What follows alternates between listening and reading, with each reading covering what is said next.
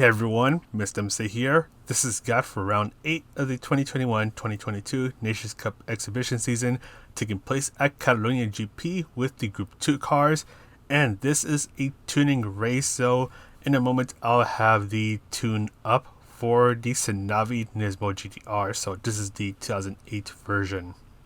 Alright, so in a moment I'm going to bring out the tune for the XANAVI NISMO GT-R. This is the 2008 version. And I want to give a quick shout out to Quartz NA for providing the tune. So I'll leave the link to his Twitch channel and all that good stuff in the description down below. Please check him out because he's helping all of us out, including me because I can't tune to save my own life. But let's go ahead and take a look at the settings. So BOP, obviously it's on. Brake balance, I use -1 and -2. The rear tires wear out a bit faster, so you want the brake balance a bit towards the front of the car.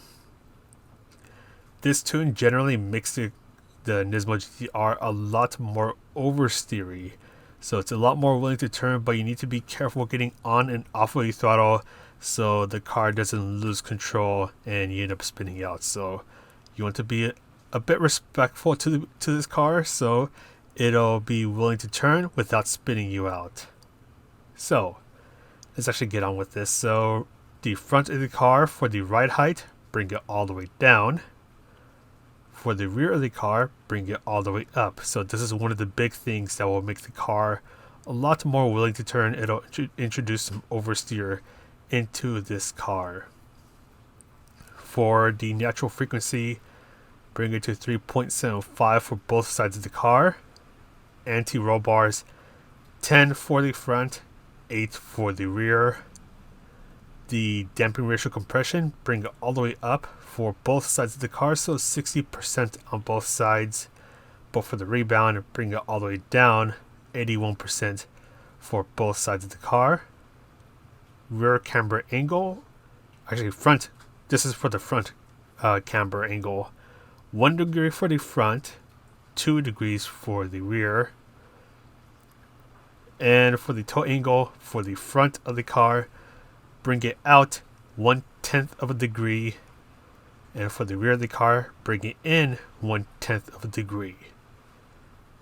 For the downforce, you can just bring it all the way up for both sides of the car.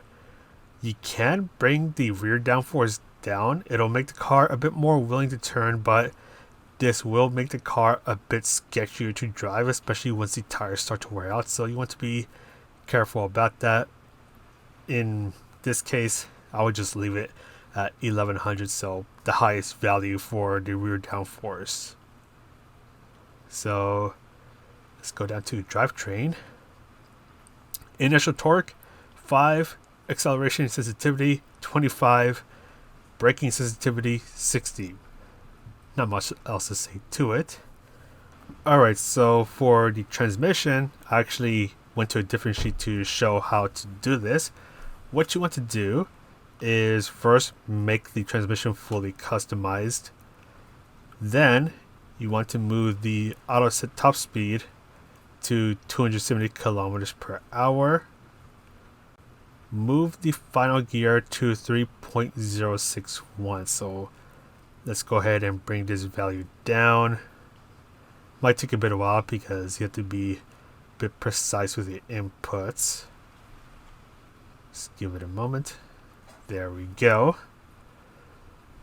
Alright, and we're going to adjust all of these gear ratios. So for the first gear, bring it up to 2.742. Second gear, bring up to 2.048.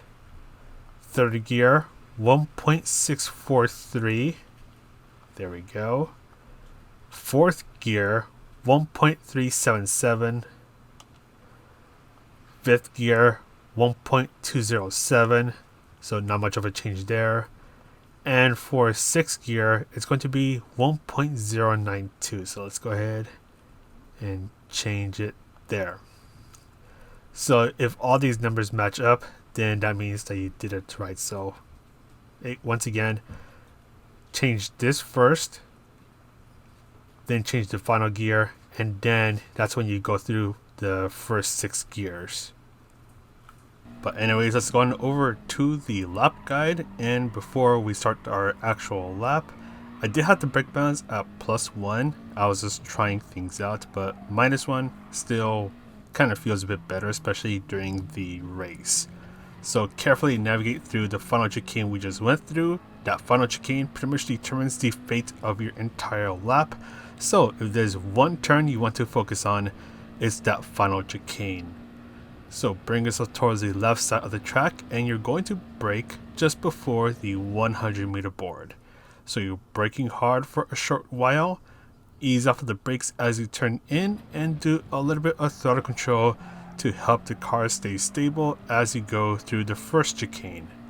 Then do a little lift off of throttle as you go through these long right-handers, turning in as much as you can. Bring yourself towards the left and brake before you go under the bridge. So you're braking hard for a while. Take your time easing off of the brakes as you turn in. Carefully get on the throttle. It's really easy to lose control over here. Bring yourself towards the right. Brake before the wall on the left ends. You can briefly go down to first gear for a bit more rotation, but exit this turn on second gear. Just be nice and careful on the throttle. You can tell how twitchy this car is with this tune. Then when the curb on the right starts, that's when you do a quick burst of braking. The car will turn in a bit more. Carefully get on the throttle. Bring yourself towards the left. When the curb on the left ends, that's when you turn in and do a little lift off of the throttle. Bring yourself towards the right. You're looking for the digital flag that is on the right. That's where you want to start to slow down. You're braking hard for a while. Carefully get on the throttle. You can exit on second gear for a bit more stability. Brake just as this right turn starts. Stay on the inside of the turn. Carefully get on the throttle. Before the curb on the left ends, that's where you want to start to slow down. And here comes the really tricky part. Try to avoid the curb on the right. Brake before you go under the Gran Turismo sign, and try your best to go over or around the sausage curbs. In this case, I'm trying to go around it, just trying to be really careful on the throttle and take this last turn flat out. But that's all for the lap guide. Let's go ahead and take a look at the strategies.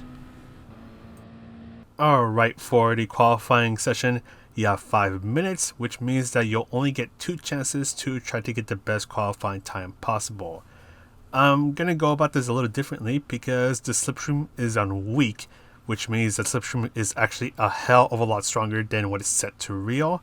The slipstream range is now 2.6 seconds instead of 0.75 seconds when it's on real. So to illustrate how powerful it is and how much of a slipstream qualifying it's going to be, I have Quartz right behind me. He's going to actually be a bit far away from me as we get set up for this qualifying lap.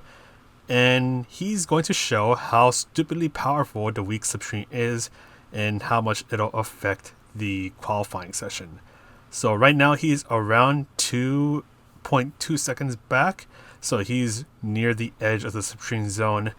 He's going to gain about half a second just through the main straight because the weak slipstream is stupidly strong. You get a big pull from the main straight and from the first couple of turns. So you want to space yourself out a bit, about 2 seconds behind the car in front of you so you don't get too close to them throughout the lap. And in the lower splits, you actually want to kind of qualify by yourself because people may have the wrong tune, and the last thing you want to do is to be on a really good lap and end up getting held up by them. It makes it even worse because the weak slipstream, you'll catch up to them even faster. So you can actually see on the bottom right hand corner of the screen that Quartz is actually getting really close to me. He's now about a second off. Yeah, so you can see right there, he's catching up a lot. He's actually on a really fast lap.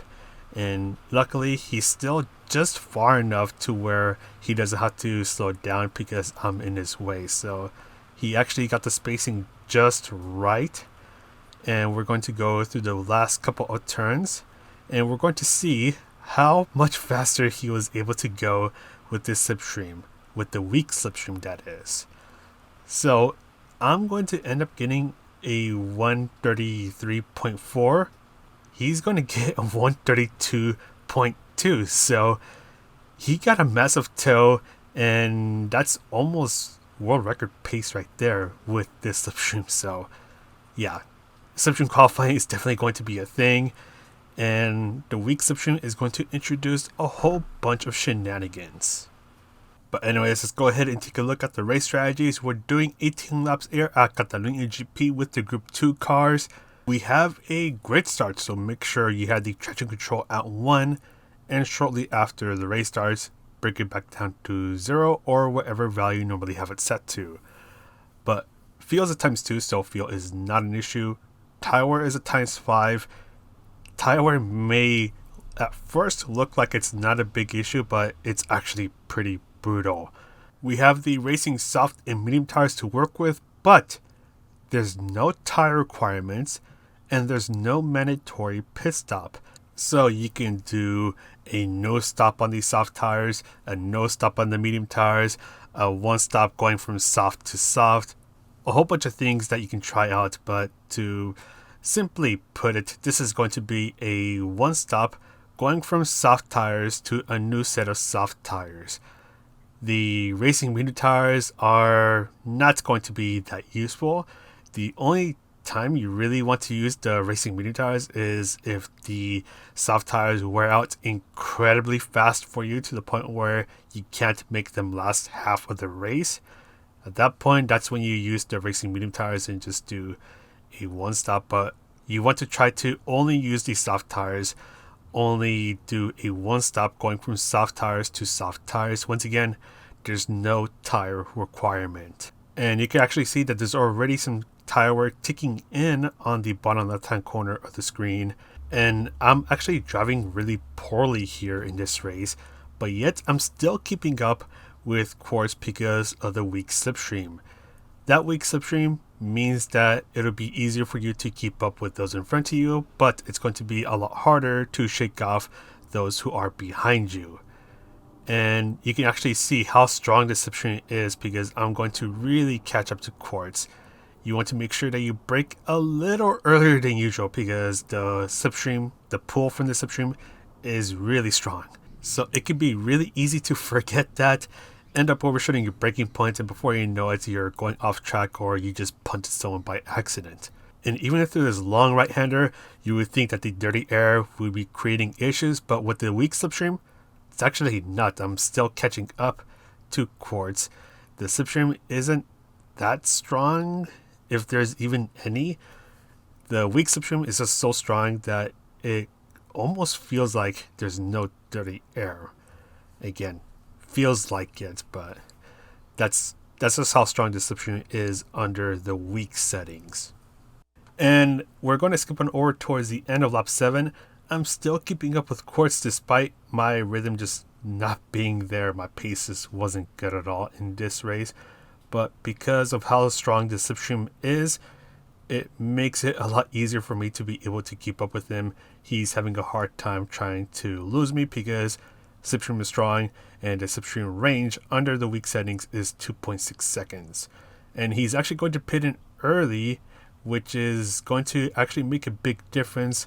Pitting is going to be a pretty big issue, I guess, in terms of when to pit. So lap 7, 8, or 9 are going to be your pit windows if you intend on doing a one stop. So Quartz is going from soft tires to soft tires, and I'm going to eventually do the same. And the thing is that Quartz is actually going to end up breaking the slipstream from me. You'll see why in a moment. So the pit stop is just after the cursed final chicane. You can see I almost spun out there. So let's go ahead and go into the pit stop, and we're going to go in for a tire change. Once again, no tire requirements, so we're just going to switch over from the old soft tires to a new set of soft tires. And the pit loss here for a tire change is just under 25 seconds. It's around 24 to 25 seconds. And let's go in, get a tire change done. And you're going to see that with the quote-unquote undercut that Quartz performed, he was actually able to get just ahead enough to break the slipstream. So now I'm pretty much just getting left behind. So now he doesn't have to worry about me just hanging onto the slipstream anymore. We were actually trying to find it out, and well, we did. And with this pit stop, it's pretty much a good way to try to break the slipstream from those behind you. Once again, the slipstream range for this race is 2.6 seconds instead of the usual 0.75 seconds. And we'll take a quick look at the race strategies. So once again, there's no tire requirement and there's no pit stop requirement. So you can do a whole bunch of strategies, but I'll quickly show the one stop going from soft tires to soft tires, the zero stop on the soft tires, and then the zero stop on the medium tires. And the one stop is pretty much going to be the go-to strategy for most people, as the tire wear, it becomes unbearable pretty fast. I mean, you can see me almost spinning out at the chicane with the worn soft tires after 8 laps, almost spinning out right there. And I'm going to switch on over to another set of racing soft tires. Just quickly go through the pit stop sequence. And once again, fuel not an issue, so don't refuel. We're going to go ahead and come out of the pit stops losing around 24 seconds, but compared to the zero stop, you can easily make it up because you're on a new set of tires, so you'll be going pretty fast, especially with having less fuel. So taking a look at the end of the race, yeah, you still have worn tires at the end of the race. You still want to be careful because it can be easy to lose control, which is what actually happened over here. I ended up spinning out there, and that was a bit embarrassing. But anyways, so without the incident, my finishing time would have been 29 minutes and 3 seconds with the best lap time of a 134.7. So that's going to be the time to beat. Let's go on over to the zero stop on the soft tires. And basically you need to do a boatload of tire saving, so being easier on your steering inputs, being easier putting in the throttle, being easier in braking a bit earlier and not braking with full braking power for too long. It's a ton of tire management. The tire wear still becomes pretty miserable, even more so because you're trying to do all 18 laps on the racing soft tires, which is no fun. And with the tire wear being pretty brutal here at Catalunya GP, you just end up losing a lot of time. So pretty much after 8 to 10 laps, you're already 1 second per lap down. And then as the race goes on, if you're doing the no stop, you eventually end up being 2 seconds a lap down, 2.5 seconds per lap down. Worst case scenario, 3 seconds or more down per lap. So for a lot of us, the zero stop is not going to be worth it at all for the soft tires. And pretty much it's going to be the same story for the medium tires, except with the medium tires, you already put yourself at a disadvantage because you're on the slower tire compound. So with the zero stop on the soft tires, 29.07, 4 seconds slower than a one stop going from soft to soft, and you feel a lot more miserable. So now let's take a look at the no stop on the racing medium tires. Just like the last one, you still have to do a bunch of tire saving. You're trying to make the racing medium tires last all 18 laps. You're already at a disadvantage because you're on a slower tire compound, and in this game the racing medium tires are mostly useless because the tire wear, they don't last that much longer than the soft tires. They'll last you 2 to 3 laps more, and the grip just it kind of sucks. So whereas in the racing soft tires they last you 8 to 9 laps, here they last you up to 11 or 12 laps if you're tire saving, but you're still going to be losing a bunch of time. With the zero stop, I ended up getting a 29 minutes and 15 seconds, so zero stop on the medium tires is not worth it at all. So once again, for most of us, this is pretty much going to be a one-stop race where both your stints are on the soft tires, and you're going to pit around lap 7, 8, or 9. And about the 2016 Nissan GT-R, unfortunately I couldn't get a tune, so I made one up myself. This tune is actually surprisingly decent when it comes to the time trial, but in the race it kind of falls apart because of the tire wear and with the fuel and all that stuff.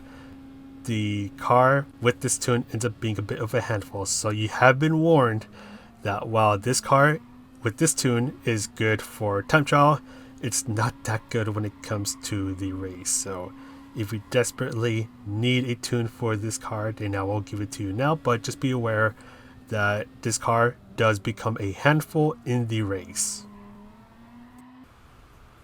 Alright, so here is actually another tune. I happen to make this one, which is why I named it WTF is this tune. I basically guessed this tune, which actually ended up being somehow decent, at least for time trial. But in the race, it kind of falls apart because it has pretty bad tire wear and it really hates the curbs on sector 3. So you have been warned if you do decide to use this tune for the race. So what I did, same thing as the XANAVI NISMO GT-R. The front ride height is all the way down. The rear ride height is all the way up. This is to make the MOTUL AUTECH GT-R a bit more willing to turn. Natural frequency all the way up for both sides. Anti-roll bars all the way up for both sides. Damping ratio compression all the way down for both sides. And for the rebound, 81% for the front, 90% for the rear. For the camber angle, 1 degree for the front, 2 degrees for the rear. And then for the toe angle, I moved it to 0 degrees for both sides of the car.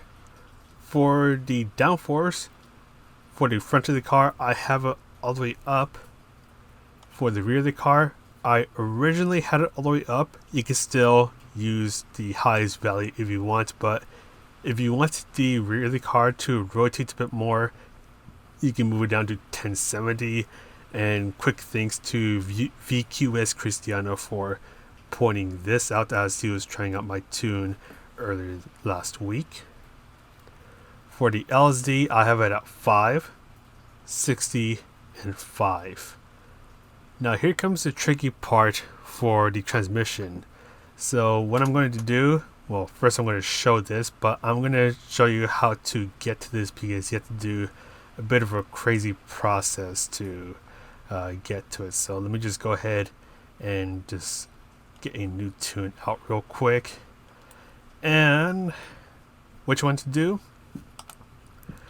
move the transmission to fully customized. And what you want to do first is move the final gear to 5, so all the way to the right. Then move the top speed auto set all the way down. And then you want to move the final gear back to 3.363. It'll take a bit of a while to get there. There we go. For the first gear, I moved it up to 2.720. So let me just get there. There we go. Second gear is 1.945. It'll take a bit of a while to get there. 4.5, there we go. And these gears, so third, fourth, and fifth gears, you can leave them alone. But for the sixth gear, you want to move it up a bit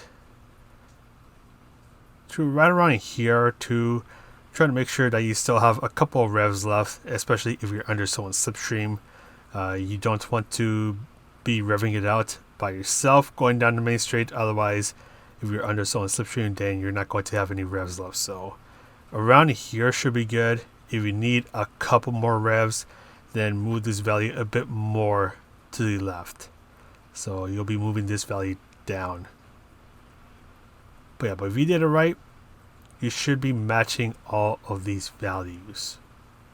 But once again, this tune, it's good in time trial. it's kind of mediocre in the race. So just be aware that if you do use this tune, there are a couple of pretty big faulty things.